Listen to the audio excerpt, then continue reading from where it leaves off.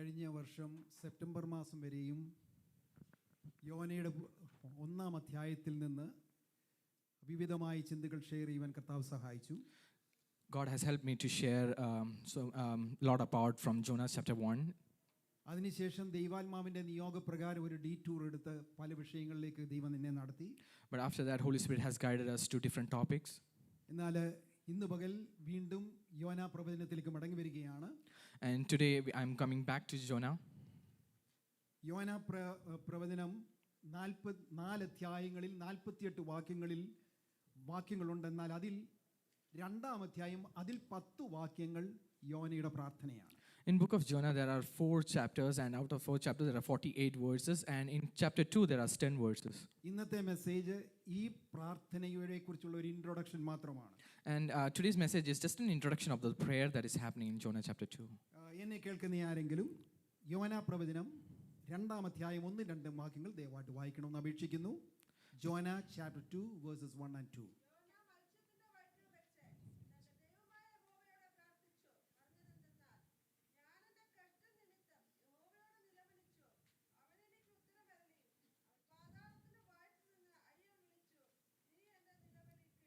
ദൈവത്തിന് സ്തോത്രം. ഈ 2 വാക്യങ്ങൾ വായിച്ചിട്ടുണ്ടെങ്കിലും 2-ാം അധ്യായം 1-ാം വാക്യത്തിൻ്റെ 3 വാക്കുകൾ മാത്രമാണ് ഇന്ന് ഞാൻ സംസാരിക്കുവാൻ താല്പര്യപ്പെടുന്നത്. Even though we read 2 verses, I'm only talking about the 3 words that has been used in this prayer. യോന യഹോവയോട് പ്രാർത്ഥിച്ചു. Jonah prayed unto the Lord. യോന പ്രവചനം 2-ാം അധ്യായം യോനയുടെ ഒരു സ്പെഷ്യൽ പ്രാർത്ഥനയാണ്. And in chapter 2 is a special prayer of Jonah. യോന പ്രാർത്ഥിച്ച് ദൈവത്തോട് പറഞ്ഞത് എന്തൊക്കെയാണെന്നതിനേക്കാൾ പ്രാധാന്യം യോന പ്രാർത്ഥിച്ചു എന്നതാണ്. The most important thing about this prayer is that more than anything that he mentioned, it's about the most important thing is that he prayed. ആ 3 പദങ്ങളുടെ പൂർണ്ണമായ അർത്ഥം മനസ്സിലാക്കണമെങ്കിൽ ഒരു വാക്ക് കൂടി അതിനോടുകൂടി ആഡ് ചെയ്യണം. In order to understand the complete importance of that message, I have to add one more word. അവസാനം തന്റെ ദൈവമായ യഹോവയോട് യോന പ്രാർത്ഥിച്ചു. And finally Jonah prayed to the Lord. നമ്മളൊരു കണ്ണാടിയിൽ നോക്കിയാൽ നമ്മിൽ മിക്കവരുടെയും പ്രതിരൂപം യോനയുടെ പ്രതിരൂപമാണ്. Most of the time when we look onto the mirror, we see the image that we see on the mirror is just like the Jonah. നമുക്ക് മിക്കവാറും എല്ലാവർക്കും തന്നെ യോനയുടെ പ്രതിരൂപം തന്നെയാണ്. Most of us have the image of Jonah. പ്രതിരൂപം മാത്രമല്ല, നമ്മുടെ സ്വഭാവവും നമ്മുടെ മനോഭാവങ്ങളും ഒക്കെ യോനയുമായിട്ട് വളരെ സാമ്യമുണ്ട്. It's not just about how we look, but our character and all those things looks like Jonah. യോനയോട് പറഞ്ഞു നിനവയിലേക്ക് പോകാൻ. യോന നേരെ തർശീശിലേക്ക് പോയി. God asked Jonah to go to Nineveh, but he went to Tarshish. പലപ്പോഴും നമ്മൾ അങ്ങനെയൊക്കെയാണ്. Most of the time we are just like that. ഇങ്ങോട്ട് വരാൻ പറഞ്ഞാൽ അങ്ങോട്ട് പോകും, അങ്ങോട്ട് വരാൻ പറഞ്ഞാൽ ഇങ്ങോട്ട് പോകും. And when God asks us to come to here, and we go somewhere else. രണ്ടാമത്, നമ്മൾ ചെയ്യേണ്ടത് മിക്കപ്പോഴും ചെയ്യേണ്ട സമയത്ത് ചെയ്യുകയില്ല. And second thing is that we don't do things that we wanted that time we have to do. യോനയെ പോലെ പലപ്പോഴും ദൈവം പറയുന്നത് അവസാനമേ ചെയ്യാറുള്ളൂ. Most of the time, just like Jonah, we do things what God has done only at the last of the things. യോനയെ ശ്രദ്ധിക്കുക. കപ്പലിൽ വെച്ച് എത്ര പ്രാവശ്യം പ്രാർത്ഥിക്കുവാനുള്ള അവസരം ദൈവം ഒരുക്കി കൊടുത്തതാണ്. We see that God has prepared so many opportunity for Jonah to pray when he was in ship. യഹോവ സമുദ്രത്തിൽ ഒരു പെരുങ്കാറ്റ് അടുപ്പിച്ചു. And we read that God has sent a storm in midst of the sea. ഈ കപ്പൽക്കാരും കപ്പിത്താനും ഒക്കെയും വെരുണ്ടുപോയി. കാരണം ദീർഘവർഷങ്ങളിലായി നിനവയിൽ നിന്നും തർശീശിലേക്ക് പോകുന്ന ഈ കപ്പലിൽ അവർ ഈ കപ്പൽ ഓടിച്ചു പോകുന്നവരാണ്. പക്ഷെങ്കിൽ ഇന്നുവരെ അനുഭവിക്കാത്തൊരു പെരുങ്കാറ്റാണ് അന്ന് ആഞ്ഞടിക്കുവാനിടയായത്. This is not the first time that this captain and the ship is going to from Nineveh to Tarshish, but this is the first time they are experiencing such kind of issues in their travel. പക്ഷേ പ്രവാചകനായ യോനയ്ക്ക് അന്നേരം തന്നെ മനസ്സിലായി ഇത് യാദർച്ഛികമല്ല, ഇതിന് പിൻപിൽ പ്രവർത്തിക്കുന്നത് അധികാരമുള്ള ദൈവത്തിന്റെ കരങ്ങളാണ്. And the prophet Jonah, right that moment itself, he understood that this is not something that occurs always, but this is the hand of God.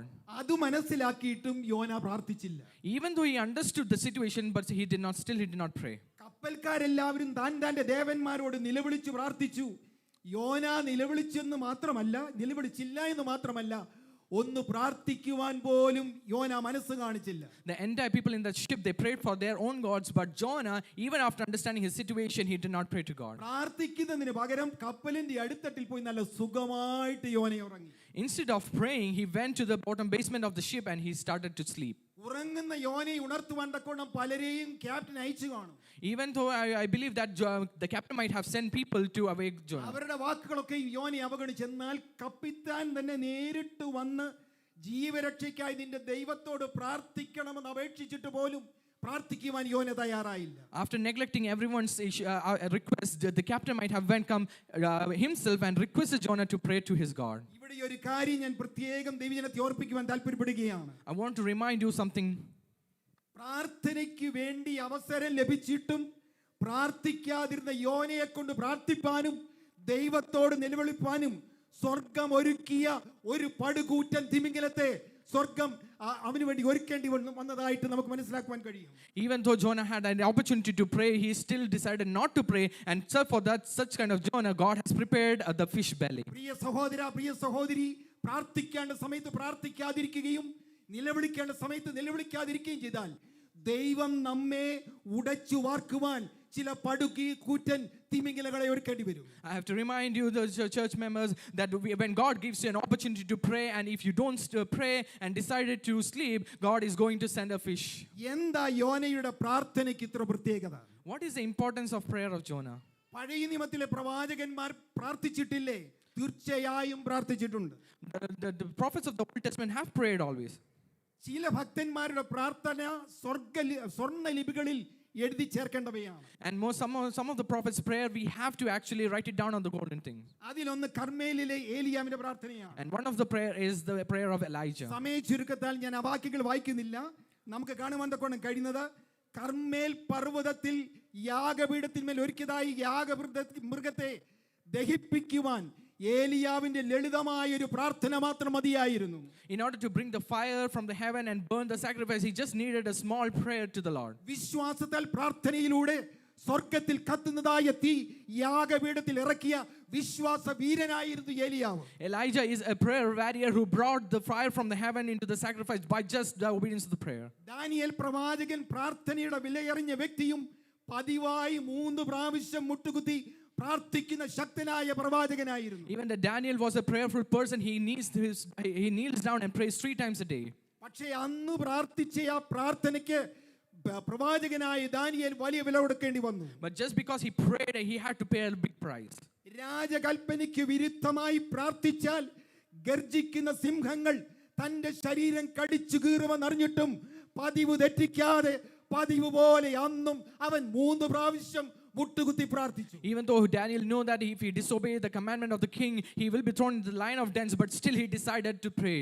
പ്രിയ ദൈവജനമേ, പ്രവാചകന്മാർ മാത്രമല്ല, വിവിധ ആത്മീക ശുശ്രൂഷകളിൽ ഭാഗഭാക്കായിരിക്കുന്ന സകല ദൈവദാസീദാസന്മാർക്കും വിശ്വാസികൾക്കും അവരുടെ നിലനിൽപ്പെന്ന് പറയുന്നത് പ്രാർത്ഥനയാണ്. Dear members, it's not the prophets, but every single person who are in Christ, we have to make sure that we pray. അങ്ങനെയാണെങ്കിൽ യോന യഹോവയോട് പ്രാർത്ഥിച്ചു എന്നുള്ളതിന് എന്താണ് ഇത്ര പ്രത്യേകത? And so if that's the case, what is the importance of prayer of Jonah? എൻ്റെ വ്യക്തിപരമായ അഭിപ്രായത്തിൽ ഇന്നത്തെ ന്യൂസ് ചാനലുകൾ അന്നുണ്ടായിരുന്നെങ്കിൽ യോന പ്രാർത്ഥിച്ച പ്രാർത്ഥന ബ്രേക്കിംഗ് ന്യൂസ് ആയിട്ട് അവർ കൊടുക്കുമായിരുന്നു. And this is my thought, if there was a breaking news during those times, and I believe that the prayer of Jonah would be a breaking news. എന്താണ് യോനയുടെ പ്രാർത്ഥനയുടെ ഇത്ര പ്രത്യേകത? What is the most importance of this prayer of Jonah? ഉദാഹരണമായി ഞാനിപ്പം പറഞ്ഞതുപോലെ എല്ലാ ദിവസവും 3 പ്രാവശ്യം മുട്ടുകുത്തി പ്രാർത്ഥിക്കുന്ന തന്റെ ദൈവത്തോട് പ്രാർത്ഥിക്കുന്ന വ്യക്തിയായിരുന്നു Daniel. We just heard that Daniel used to pray to the Lord every 3 times a day. Daniel പ്രാർത്ഥിച്ചാൽ അത് വാർത്തയല്ല, എന്നാൽ ദാനിയേൽ പ്രാർത്ഥിക്കാതെ ഇരുന്നാൽ അതൊരു വാർത്തയാണ്. It's not that if Daniel prays it won't be a news, but if Daniel stopped to pray then it will be a news. പെന്തക്കോസ്തുകാരായി നമുക്കൊരു പേരുണ്ട്, പ്രാർത്ഥിക്കുന്ന ഒരു വിഭാഗം. And we as a Pentecost, we have a name that we are prayer warriors. പ്രിയ ദൈവജനമേ, നാം പ്രാർത്ഥിക്കുന്നത് വാർത്തയല്ല, എന്നാൽ പ്രാർത്ഥിക്കാതിരുന്നാൽ അത് ലോകത്തിൽ വലിയൊരു വാർത്തയാണ്. And if we do not pray, it will be a very big news. അങ്ങനെയെങ്കിൽ മത്സ്യത്തിന്റെ ഉദരത്തിൽ വെച്ച് യോന പ്രാർത്ഥിച്ചതിന് എന്താണ് ഇത്ര വാർത്താ പ്രാധാന്യം? And if the prayer that Jonah prayed in the fish belly, what is the importance or specialty of that prayer? 1-ാം അധ്യായം വായിച്ചു കഴിഞ്ഞാൽ ഈ ചോദ്യത്തിന് നമുക്ക് വ്യക്തമായ മറുപടി ലഭിക്കും. If we look onto the chapter 1, we will get a great answer.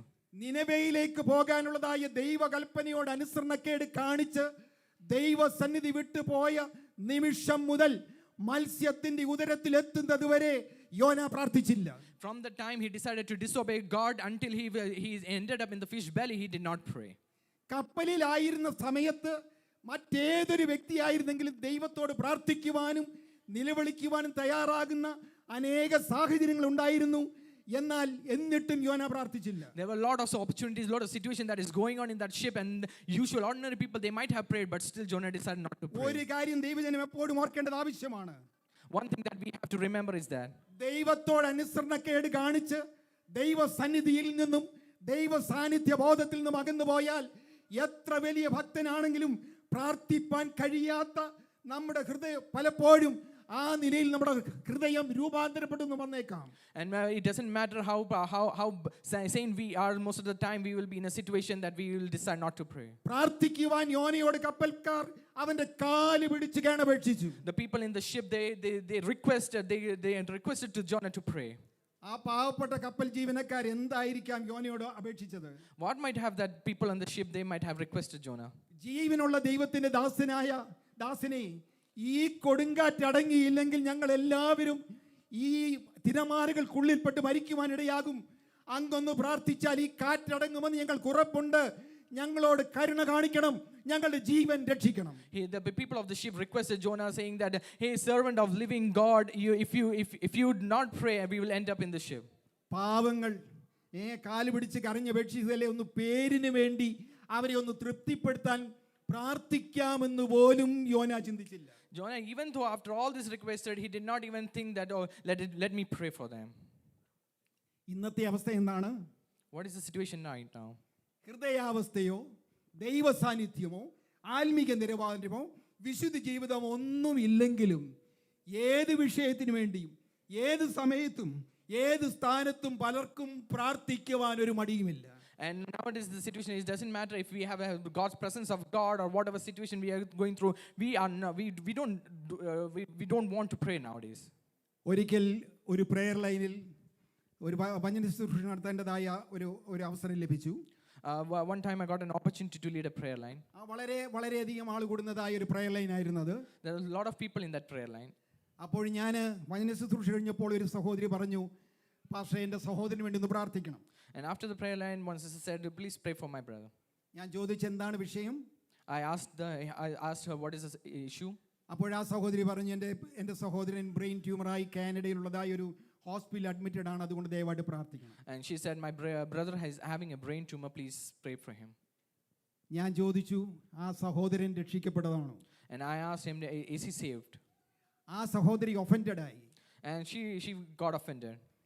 ആ സഹോദരി ചോദിച്ചു, രക്ഷിക്കപ്പെട്ടവർക്ക് വേണ്ടി മാത്രമേ pastor പ്രാർത്ഥിക്കത്തുള്ളൂ? And she asked me, will you pray only to the people who are saved?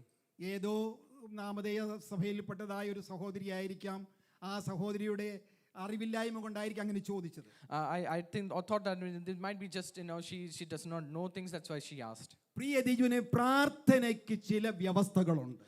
There is certain importance for the prayer. എൻ്റെ വ്യക്തിപരമായിട്ട് എന്നോടുള്ള ബന്ധത്തിൽ ഒരു വ്യക്തിക്ക് പ്രാർത്ഥിക്കണമെന്നുണ്ടെങ്കിൽ ദൈവവചനത്തിലെ വ്യവസ്ഥകളുടെ എല്ലാം അടിസ്ഥാനത്തിൽ രണ്ട് കാര്യങ്ങളിൽ ഞാൻ നിർബന്ധമായിട്ട് തീരുമാനമെടുത്തിട്ടുണ്ട്. And I have decided two things that if you have to pray, I will make sure that I will look into these two things. ഒന്നാമത്തെ എൻ്റെ നിർബന്ധം എന്താണെന്ന് വെച്ച് കഴിഞ്ഞാൽ, ഒരു വ്യക്തിക്ക് വേണ്ടി പ്രാർത്ഥിക്കണമെങ്കിൽ ആദ്യം ഞാൻ എന്നെ സ്വയശോധന ചെയ്യും. കർത്താവേ, ഈ വ്യക്തിക്ക് വേണ്ടി പ്രാർത്ഥിക്കുവാനുള്ള പ്രാഗൽഭ്യം എനിക്കുണ്ടോ എന്ന് ഞാൻ പരിശോധിക്കും. First thing is that I will evaluate, I will examine myself and think that God, am I worthy to pray for this person? ആത്മീയ നിലയിൽ പല പദവികൾ ഉണ്ടായിരിക്കാം, സ്ഥാനമാനങ്ങൾ ഉണ്ടായിരിക്കാം, പക്ഷെങ്കിൽ അതൊന്നും ദൈവത്തിന് വിഷയമല്ല.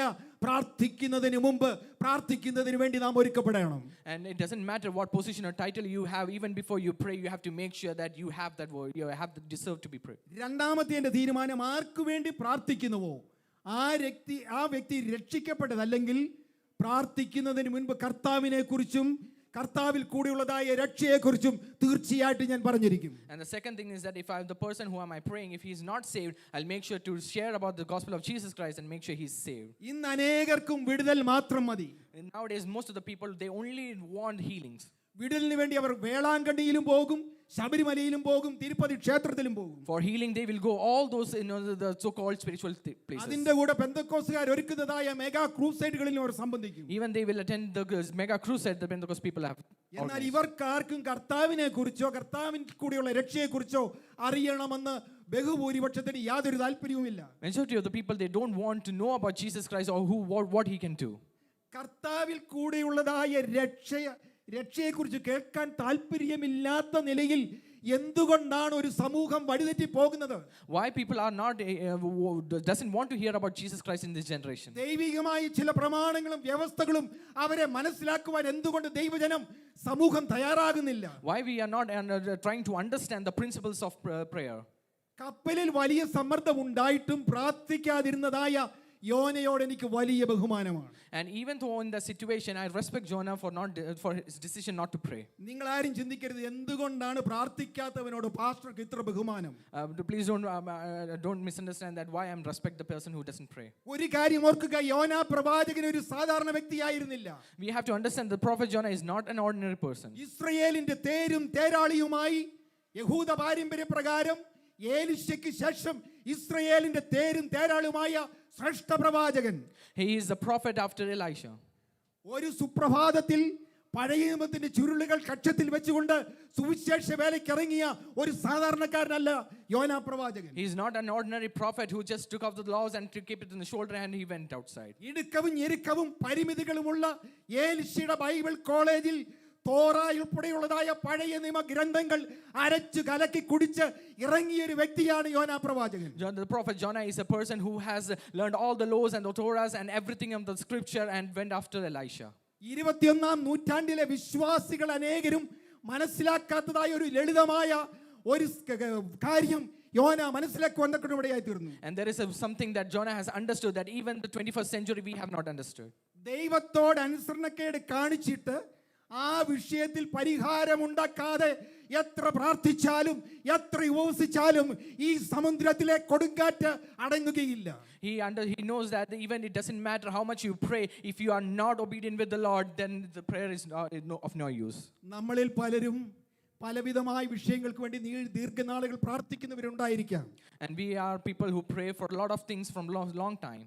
തക്ക സമയത്ത് പ്രാർത്ഥനയ്ക്ക് മറുപടി ലഭിച്ചില്ലെങ്കിൽ നമ്മുടെ ദൈവത്തോട് നാം ചോദിക്കേണ്ട രണ്ട് ചോദ്യങ്ങളുണ്ട്. We always ask two questions if we don't hear from the Lord. കർത്താവേ, എന്തെങ്കിലും അനുസരണക്കേട് ഞാൻ അറിഞ്ഞോ അറിയാതെയോ ഉണ്ടായിട്ടുണ്ടോ?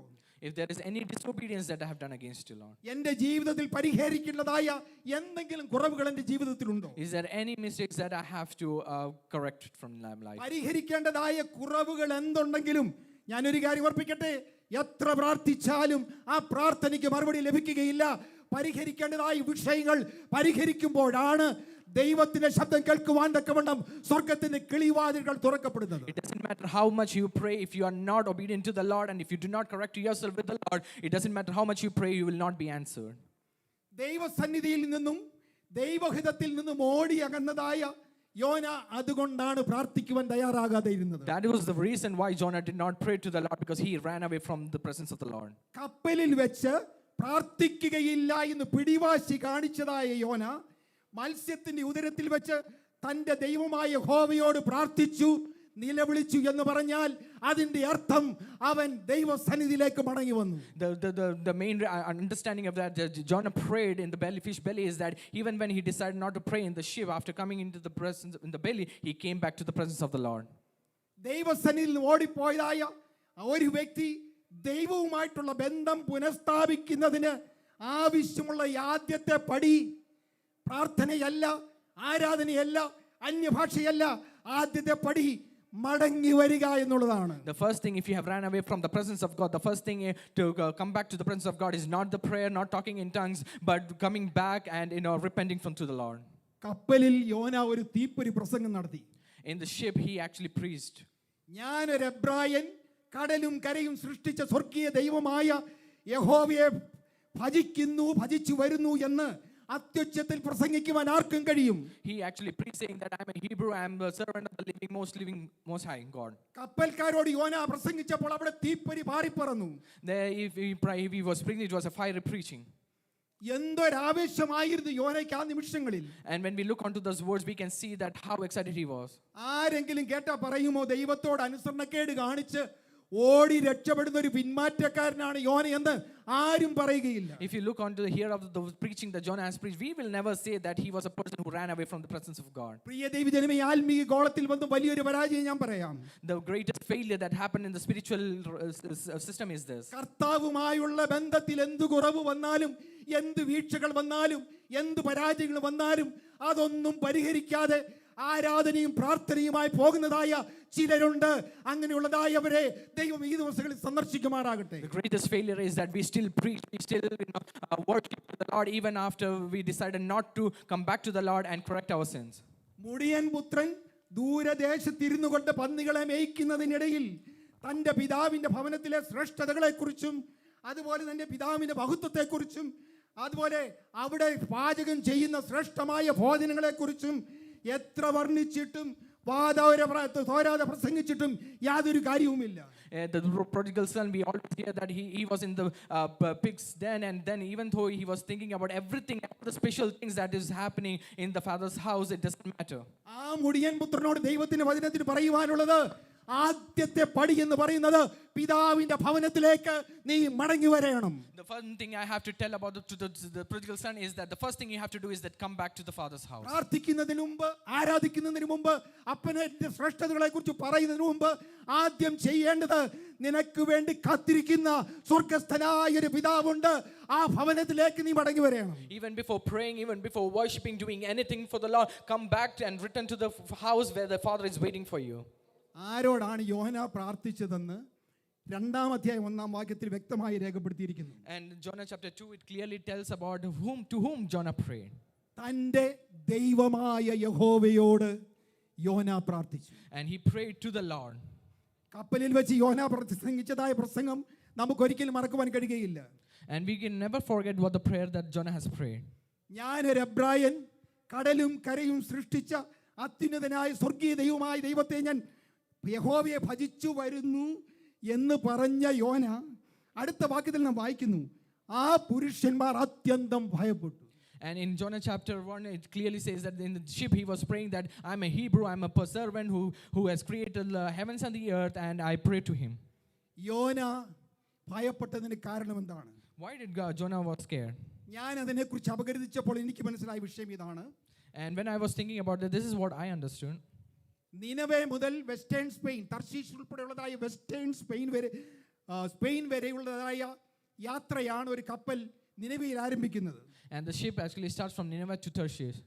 അതുകൊണ്ട് തന്നെ ന്യായമായിട്ട് നമുക്ക് അനുമാനിക്കാം, ഈ കപ്പലുള്ളതിൽ ബഹുഭൂരിപക്ഷം കപ്പൽക്കാരും യാത്രക്കാരും ഒക്കെ നിനവക്കാരാണ്. And we can understand by that most of the people in the ship are from Nineveh. അവർ നിനവക്കാരാണെങ്കിൽ അവർ തീർച്ചയായും രക്തദാഹികളായിരിക്കും. And if they are from Nineveh, they will be bloodthirsty people.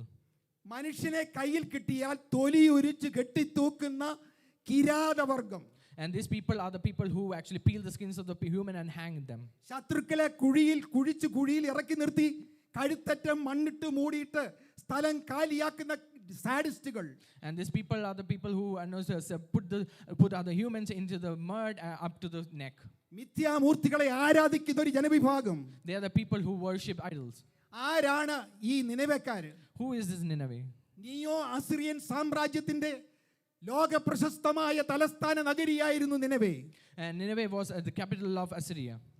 ചരിത്രം പറയുന്നത് ഈ നിനവേക്കാരെ പോലെ, അസിറിയൻസിനെ പോലെ ഇത്ര രക്തദാഹികളായ ഒരു ജനസമൂഹം ലോക ചരിത്രത്തിൽ ഇന്നുവരെ ഉണ്ടായിട്ടില്ല. The history says that there were any people even in this generation like Nineveh people who are so bloodthirsty. മറ്റുള്ളവർ പ്രാണവേദന കൊണ്ട് പിടയുമ്പോൾ അത് കണ്ട് ആസ്വദിക്കുന്ന സ്വഭാവമുള്ളവരായിരുന്നു നിനവേക്കാർ. The people of Nineveh, they enjoy when the other human beings, they die. എന്നാൽ യോന യഹോവയുടെ നാമം ഉച്ചരിച്ചപ്പോൾ നാം വായിക്കുന്നു, ആ പുരുഷന്മാരുടെ അവർ അത്യന്തം ഭയപ്പെട്ടു. And when Jonah decided to tell about God, the Nineveh people were scared. അതിന് കാരണമുണ്ട്. കാരണം എബ്രായരുടെ ദൈവമായ യഹോവയെ കുറിച്ച് ഈ കപ്പൽക്കാർ ഇഷ്ടം പോലെ കേട്ടിട്ടുണ്ട്. And that reason is that the people of Nineveh has heard about the God of Hebrew. അലറി ഉയരുന്നതായ ചെങ്കടലിനെ രണ്ടായി വിഭജിച്ച് ഒരൊറ്റ രാത്രി കൊണ്ട് കിഴക്കൻ കാറ്റടിപ്പിച്ചതിന് മധ്യേ തന്റെ ജനത്തിന് വേണ്ടി നടന്നു പോകുവാൻ ഉണങ്ങിയ നിലത്തെ ഒരുക്കിയ സർവശക്തനായ ദൈവം. And God who has split the sea so that the people of Israel can pass. ആർക്കും തകർക്കുവാനാവാത്ത യെരിഹോവിന്റെ ചുറ്റുമുള്ള കോട്ടയെ അവിടുന്ന്, അതായത് പുരോഹിതന്മാരുടെ കാഹളനാദം കൊണ്ടും അതുപോലെ ജനങ്ങളുടെ ആർപ്പുവിളി കൊണ്ടും നിലം പരിചാക്കിയതായ യാഹാം ദൈവം. The God who has brought down the wall of Jericho just by the trumpet, voice of the trumpet and the sound of the people. കർമ്മേലിലെ യാഗപീഠത്തിൽ തീയിറക്കിയതായ സർവശക്തനായ ദൈവം. The God who has sent the fire on the Carmel. തന്റെ ഭക്തനു വേണ്ടി സിംഹക്കുഴിയിൽ സിംഹങ്ങളുടെ വായടച്ചവനായ ദൈവം. God who has shut down the voice, the mouth of the lions. അതുകൊണ്ടാണ് യഹോവ എന്ന പേര് കേട്ടപ്പോൾ ഈ പുരുഷന്മാർ അത്യന്തം ഭയപ്പെടുവാനിടയായത്. And that is why they were exceedingly afraid. പ്രിയ ദൈവജനമേ, നമ്മുടെ ദൈവം ആരാണെന്ന് അറിയണമെങ്കിൽ നമ്മളെക്കാൾ ഉപരി മനസ്സിലാക്കുന്നത് ലോകക്കാരാണെന്നാണ് എൻ്റെ വ്യക്തിപരമായ അഭിപ്രായം. My personal opinion is that the more, if we want to know who our God is, we have to ask the people outside because they understand more than us. സമയ ചുരുക്കത്താൽ എൻ്റെ വാക്കുകൾ ഞാൻ ഉപസംഹരിക്കുവാൻ ആഗ്രഹിക്കുകയാണ്. And I'm concluding here. നാം സേവിക്കുന്ന ദൈവം ആരാണ്? Who is the God who we serve? ഫിലിപ്പിയർ 2-ാം 6 മുതൽ 10 വരെയുള്ളതായ വാക്യങ്ങൾ ദയവായി ആരെങ്കിലും വായിക്കണമെന്ന് അപേക്ഷിക്കുന്നു. ഫിലിപ്പിയർ 2-ാം 6 മുതൽ 10 വരെ. Philippians 2 verse 6 to 10.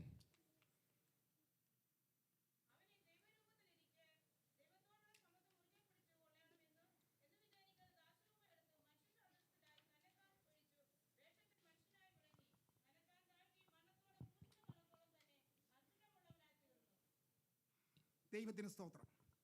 ആ വാക്യങ്ങളോട് ഞാൻ കൂടുതൽ പോകാൻ ആഗ്രഹിക്കുന്നില്ല. നാം സേവിക്കുന്ന ദൈവം ആരാണ്? Who is the God who we serve? സ്വർഗത്തിലെ സകല മഹിമകളും വെടിഞ്ഞ് ദാസനായി ഭൂമിയിലേക്ക് കടന്നു വന്നവൻ. Who made himself of no reputation, took upon him the form of servant. അവൻ മനുഷ്യ സാദൃശ്യത്തിലായി. And he was made in the likeness of man.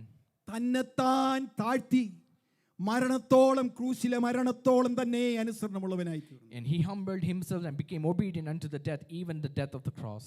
പ്രിയ ദൈവജനമേ, എന്തുകൊണ്ട് ഞാൻ എൻ്റെ കർത്താവിനെ സ്നേഹിക്കുന്നു? Why am I loving my Lord Jesus? ക്രൂശിലെ മരണത്തോളം തന്നെ അനുസരണമുള്ളവനായി തീർന്നത് എൻ്റെ കർത്താവിനെ ഞാൻ സ്നേഹിക്കുന്നു. And I love the Lord because he was obedient unto the death, even the death of the cross. അവൻ അനുസരിച്ചില്ലായിരുന്നെങ്കിൽ നാം ഇന്നും പാപത്തിന്റെ അഗാധ കൂപങ്ങളിൽ തകർന്ന് തരിപ്പണമായി കിടക്കുമായിരുന്നു. If our Lord Jesus Christ wasn't obedient there, we would have still be under the sin. ക്രൂശിൽ തകർക്കപ്പെട്ട നമ്മുടെ അരിമനാഥനായ കർത്താവിന്റെ സ്നേഹത്തെ വളരെ മനോഹരമായി ചിത്രീകരിച്ചിട്ടുള്ളതായ ദാവീദിന്റെ വാക്കുകൾ ഞാൻ ഉദ്ധരിക്കുകയാണ്. And I would like to take the words from the David who have expressed the crucified Jesus. 40-ാം സങ്കീർത്തനം 1-2 വാക്യങ്ങൾ. ഞാൻ യഹോവയ്ക്കായി കാത്തിരുന്നു, അവൻ എങ്കിലേക്ക് ചാഞ്ഞു, എൻ്റെ നിലവിളി കേട്ടു.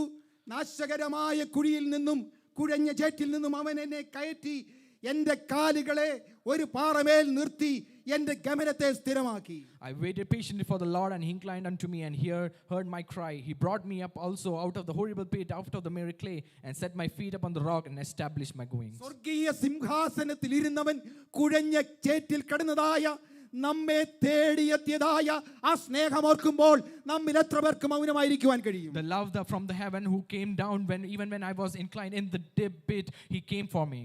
കുഴഞ്ഞ ചേറ്റിലേക്ക് ഇറങ്ങി അവൻ നമ്മെ രക്ഷിച്ചു. He came unto the horrible pit and saved me. പക്ഷേ ഒരു കാര്യം കർത്താവ് തീരുമാനിച്ചു, ഇനിയും ഇവൻ ഒരിക്കലും കുഴഞ്ഞ ചേറ്റിൽ നശിക്കുവാൻ ഇടയാകരുത്.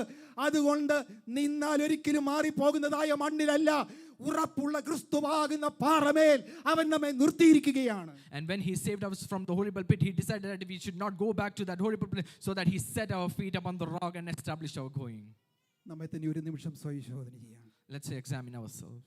നമ്മുടെ അവസ്ഥ എപ്രകാരമായിരിക്കുന്നു? How is our situation? നമ്മുടെ പ്രാർത്ഥന എപ്രകാരമായിരിക്കുന്നു? How is our prayer? ആർക്കും പ്രാർത്ഥിക്കുവാൻ കഴിയും.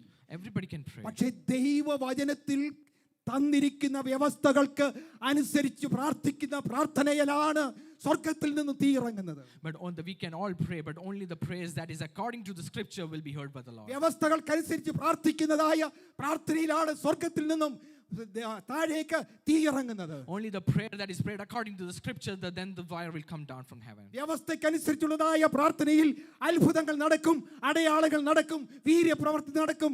അത് ദൈവസഭയിൽ ആരംഭിക്കട്ടെ. നമ്മെ തന്നെ താഴ്ത്തി സമർപ്പിക്കാം. ദൈവമായ കർത്താവ് ഈ വചനങ്ങളാൽ നമ്മെ അനുഗ്രഹിക്കുമാറാകട്ടെ.